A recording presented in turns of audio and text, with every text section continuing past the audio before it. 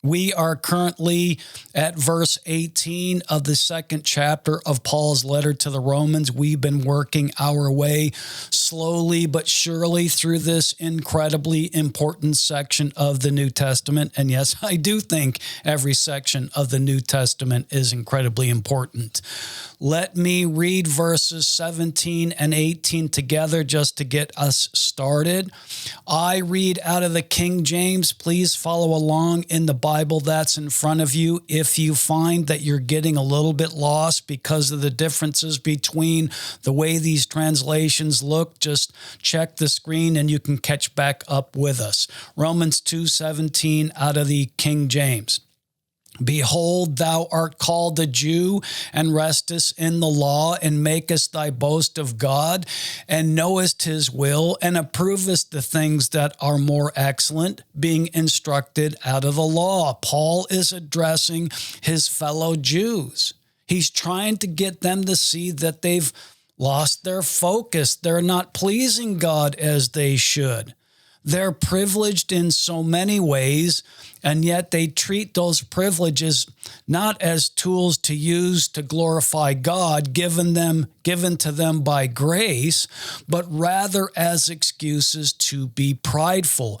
Paul is pointing out their arrogance and the damage it's done to their relationship with God.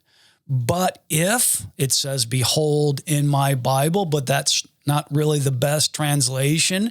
But if thou art called a Jew and restest in the law and makest thy boast of God and knowest his will and approvest the things that are more excellent, being instructed out of the law, you're well taught, my fellow Jews. You have a good working knowledge of what God expects out of those he's chosen. Verse 19, and art confident that thou thyself art a guide to the blind, a light of them which are in darkness. In fact, you see yourselves as accomplished experts in this field, and you feel you have a lot to offer those pig dogs out there who aren't as fortunate as you are. Why, yes, Paul, of course, I do still thank God that I'm not as like these other men. But listen, if they need anything, all they should do is feel free to ask. Paul is buttering them up. He's reeling them in, and he's about to spring the trap. Verse 20, one more and he's almost got him. An instructor of the foolish, a teacher of babes, which has the form of knowledge and of the truth in the law. Paul, I got to tell you, I thought you were going to be rough on us. That's your reputation. But I can see you're being really nice, and you're very accurate, of course. You're spot on. You're very astute to recognize how superior we Jews really are. Well, says Paul, I'm one of you. I was born a Jew. I'm a Pharisee of the Pharisees. I've mingled among you, my fellow Jews, all my life. So I think I know what I'm talking about. But I have a few questions for you, my brother in Abraham. Go ahead, dear Paul, ask away. Thou therefore, there's that therefore word that Paul loves so much. Thou therefore, which teachest another, teachest thou not thyself? Thou that preachest a man should not steal, dost thou steal? How'd you mean? I'm not following you, Paul. Thou therefore, which teachest another, teachest thou not thyself? Thou that preachest a man should not steal, dost thou steal? Do you practice what you preach? I mean, you go around telling everyone that God said do this and don't do that. Have you ever stopped to think about your own example? Do you swipe things that don't belong to you? Of course I don't. Well, nothing serious. A little cheating on my taxes, maybe. I did get one of those devices that gets me free cable. I hooked that up. Now I can see any TV I want for free. Occasionally, I may forget to scan one or two items at the self-checkout lane at the grocery store. Forget. Little things like that. No big deal. Thou that sayest a man should not commit adultery, dost thou commit adultery? Hey, she came on to me, man. Besides, my wife and I were arguing that week. I thought we were going to divorce court. Thou that abhorrest idols, dost thou commit sacrilege? This is a sneaky one. You know, most people would categorically deny that they worship idols, but how do you spend your Sundays from August to February? Are you in church after kickoff ever? You're being a little picky here, aren't you, John? I just want you to tell me where God lies in your priorities. That's really what we're talking about here in modern times when the subject of idols comes up. Of course, no one is going out and worshiping a totem pole in their backyard.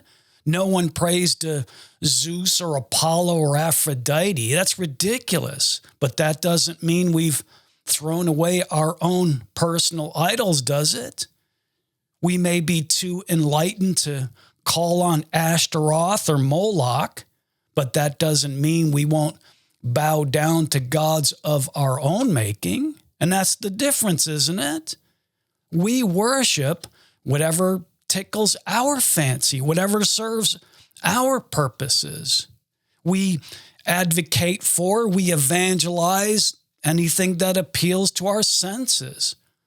In the past, even pagan worship was spiritual in nature. Spirituality has all but disappeared in our modern society, but that hasn't stopped our natural inbuilt drive for adoration. The biggest house of worship the world has ever known is social media.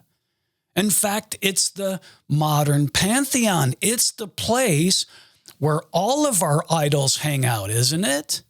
In our phones or on our tablets, we can find any manner of object we want to worship, except God, of course. In fact, if we fancy being a bit of a god ourselves, that's the place we can find an almost inexhaustible supply of willing worshipers, as long as we play by their rules and do as they demand. But let me warn you before you get started, you had better figure out a way to silence your conscience, because the things you're going to have to do to get worshiped by that crowd will go against even the tiniest, quietest sense of decency you have. And I know these sorts of comments make me sound so boomer, but no matter, what's right and good never goes out of style. It only appears to be for those who've given themselves completely over to the world. Thou that sayest a man should not commit adultery, dost thou commit adultery? Thou that abhorrest idols, thou that detests idols, dost thou commit sacrilege? Now, I have to keep reminding you of Paul's original intent, but every time I do so, I have to be careful lest you fall into the same trap.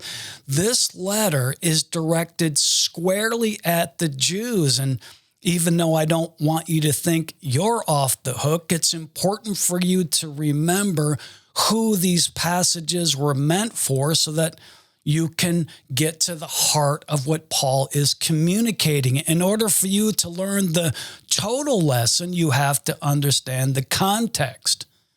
Now, you get the point about adultery. That's not too hard to figure out, but it's the second half of that statement that really stings his audience, believe it or not. Listen, they'd much rather be called a cheating husband than an idol worshiper.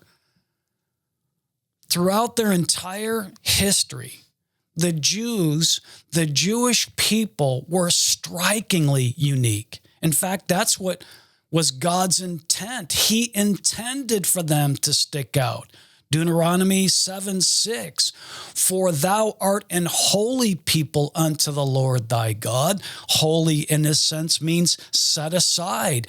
For thou art set aside unto the Lord thy people. The Lord thy God hath chosen thee to be a special people unto himself, above all people that are upon the face of the earth. That's what God wanted for his people. He wanted them to stand out. And one of the most obvious, unique characteristics of their nation was the way they worshiped. Listen, in ancient times, religion was a cultural marker. In other words, interwoven into every aspect of a nation or a civilization was their religion. Just as important as their language, their literature, their art. The way they related to their higher being was among the ways they identified themselves. How they went about expressing their relationship with their gods was integral to who they were. Certainly no different for the Jews. Since the very founding of their nation, listen, they worshiped only one God. Now, they didn't always stick to that. There are many infamous examples of their disobedience along those lines, but let's deal with one disobedience at a time. Their monotheism became their identity. It was what made them stand out. Their religion, their system of worship had only one God. And though we can't really grasp this now, but for thousands of years, they were practically the only civilization that worshiped that way. Polytheism was the de facto standard for their neighbors for dozens of centuries.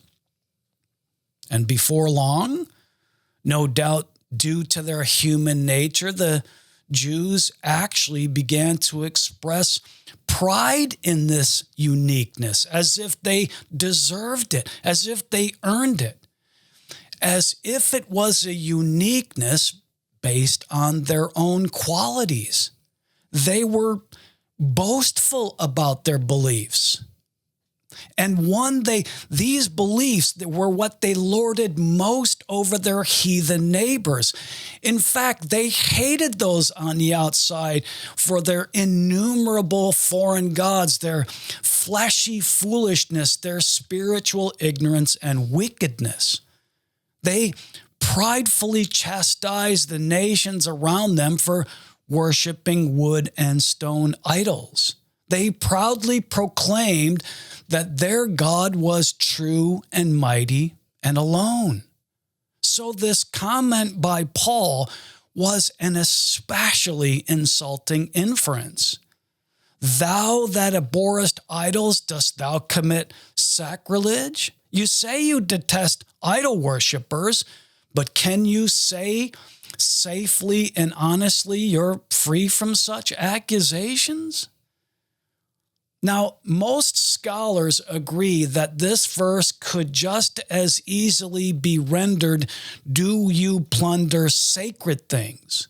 Thou that hates idols, do you plunder sacred things? In fact, the original Greek word is also found over in Acts 19:37, and there it's translated robbers of churches. Of course, Paul isn't hinting at that sort of thing, but it's obvious that he's accusing his own people of an almost criminal disrespect for that which God considers holy.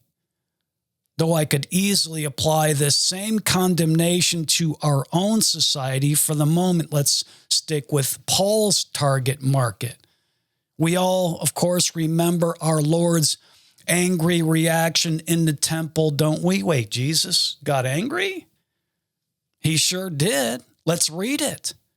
This is sort of a rare story in that it's found in all four of the Gospels. That's not something that happens too often.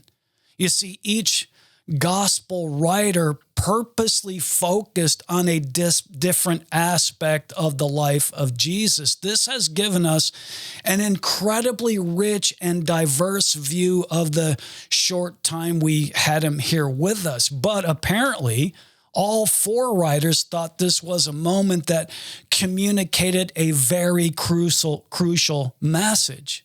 Now, let me just give you a disclaimer here. Some say that the reason this story is in all four Gospels is because it's actually reporting two separate incidences of a similar nature. Now, that's not important to my point, but I did want to mention it. There are always smart people out there who might want to point out a mistake they think I've made. So let's go ahead and read this from the Gospel of John. I think that version is the one that sort of best captures the purity of our Lord's raw emotions in this famous moment. Chapter 2, starting at verse 13, John 2:13. And the Jews' Passover was at hand, and Jesus went up to Jerusalem, and found in the temple those that sold oxen and sheep and doves and the changers of money sitting. And when he had made a scourge of small cords, he drove them all out of the temple, and the sheep and the oxen, and poured out the changers' money and overthrew the tables. He's mad. And said unto them that sold doves, take these things hence, make not my Father's house an house of merchandise. This is precisely what Paul was referring to. Verse 13 of the above passage from the Gospel of John says that Passover was at hand. This would have been a very busy time in Jerusalem, and especially at the temple. Passover was one of 3 out of the 7 feasts that all Jewish males were required to attend. There were 7 feasts, 3 of which all Jewish males had to go to Jerusalem to celebrate. That means that if you were male and you were Jewish, you went to Jerusalem, the only place on earth the Passover at that time would be celebrated in full. Needless to say, it was a golden opportunity for the religious profiteer. Now, quickly let me cover this just to give you an idea of one type of plundering of sacred places, what one type of plundering of sacred places looks like. Remember, this is what Paul meant by sacrilege. For those with hearts sensitive to God's holiness, such as Paul, this sort of thing is painful and shameful. The temple at Passover was busy and bustling. Men from all over the region are in Jerusalem preparing for the feast. Then, as now, Judaism was an international religion with adherents coming in from far and wide. As you probably know, Passover at that time was centered on animal sacrifice.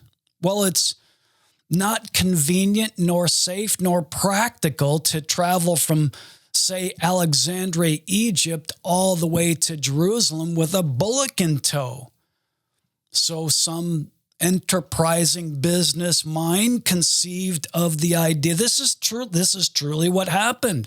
They conceived of the idea of selling animals for sacrifice right there nearby to the ultimate destination, which was the altars of the temple. It was a great help for these long-distance travelers, a convenient way to avoid the fuss and bother of cattle driving over the many miles between the international centers of Judaism and Jerusalem.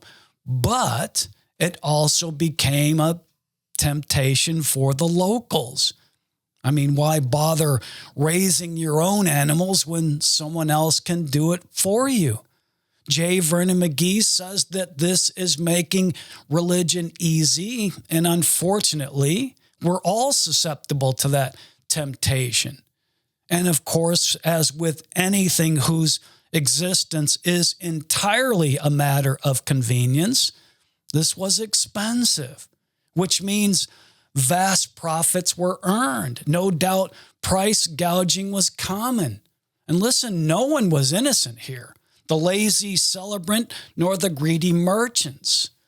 A sacred celebration brought down to an ugly human level. And perhaps the most grievous offenders of them all in this plundering were the religious leaders who looked the other way, maybe even for a cut of the action. Now, there's nothing in these stories that explicitly says these men were complicit, but it does make you wonder how the jackals got away with their trickery.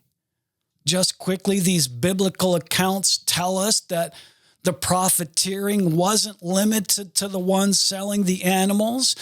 The story also mentions money changers or changers of money. They too shared in this sacrilege circus. Think about it, all that foreign currency flowing into the city, it had to be converted into the local denomination, or at least into the form of money that would be accepted by the various entities. The assorted merchants would most likely want to accept only one type of currency, preferably the local one. Even if the merchant wasn't local, they no doubt would want currency they could use while in town. But perhaps more importantly, foreign money would not be accepted as payment for the so-called temple tax, paid at that time by all devout Jewish males above the age of 20. The only currency accepted for this important tax was what was referred to as Tyrian coins, so named because they were minted in the city of Tyre. Now, the reason these coins were the only option was because of their high silver content. The temple tax, also known as the half shekel or the shekel of the sanctuary, it was also known as redemption money, and it had to be in silver. Now, no time to go into the details, but that was the requirement. Redemption money must be silver. You see, silver in the Bible is always a symbol of redemption. As you chapel regulars know, the tabernacle in the wilderness was literally surrounded with silver. Now, I want to park here, but I have to move on. Let me just say that all that currency exchange did not come cheaply. The money changers must have charged exorbitant fees to do all that conversion. The entire process was rife with fraud. Now, I think it's entirely possible that Paul knew of this event from Jesus' life and may have even been thinking about it when he said, "Thou that abhorrest idols, dost thou commit sacrilege?" And listen, even if Paul didn't know about the cleansing of the temple as described above, he used to be an insider. He used to be a part of the Jewish leadership, and he knew plenty. He knew all about the dirty business of religion. And I suspect that's why he was the constant target of the Jewish elite. He knew where the bodies were buried, as they say. He was aware of what went on in the background, and the leaders of the temple made it their personal mission to silence him on everything. So back to this letter to the Romans, Paul continues, verse 23, "Thou that makest thy boast of the law, through breaking the law, dishonorest thou God?" Listen, the gloves have come off. He's not hinting around anymore, is he? Paul is coming right out with it. He's on the attack and moving against their blatant hypocrisy. Oh, how they used to love to tell people that God gave them the law and no one else, all the while completely disregarding what the law demands, and in so doing, bringing dishonor and shame on God who chose them as his own people. One of the most hated recurring characters in literature is the spoiled ingrate child, the one who's lived off his generous, kind parents all his life, but is the first one to turn on them at the tiniest whim, greedily demanding more than the good father and mother can provide, and in return showing them nothing but disrespect and contempt, right? We hate that type, don't we? Well, that's what Paul is saying the Jews were. For the name of God is blasphemed among the Gentiles through you, as it is written. Now, this was a bit of a shocker for his audience. As it is written. I'm fairly certain they'd not heard that sort of rebuke before. You see, as I've told you, the Jews revered their scripture, still do. It's the very source of their national pride. They like to point out uplifting and boast-worthy passages like Isaiah 42, verses 6 and 7. I, the Lord, have called thee in righteousness and will hold thy hand and will keep thee and give thee for a covenant of the people, for a light of the Gentiles, to open the blind eyes, to bring out the prisoners from prison and them that sit in darkness out of the prison house. There are many similar examples scattered throughout their sacred writings. They like those sorts of things. Who wouldn't? But now Paul is inferring, he's saying that also written in that beloved book, there are passages that do not paint them in very positive light and that are not designed to puff them up or shine them up or give them cause to stand up tall. And listen, that sort of thing is not going to win Paul any points. If he's trying to win friends and influence people, this is not the way to go about it. To the Jew, the Bible is nothing more than a repository of wonderful things God has to say to them.